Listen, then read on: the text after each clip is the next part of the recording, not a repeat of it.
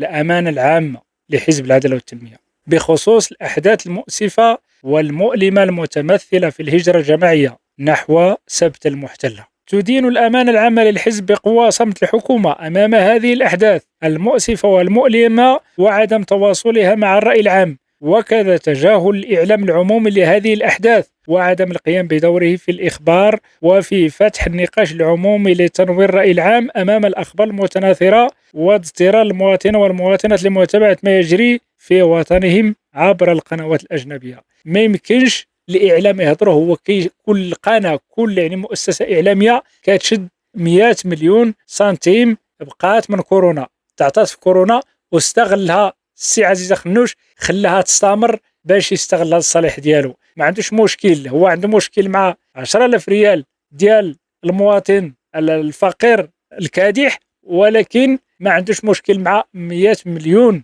سنتيم لكل مؤسسة إعلامية ضرب الطم.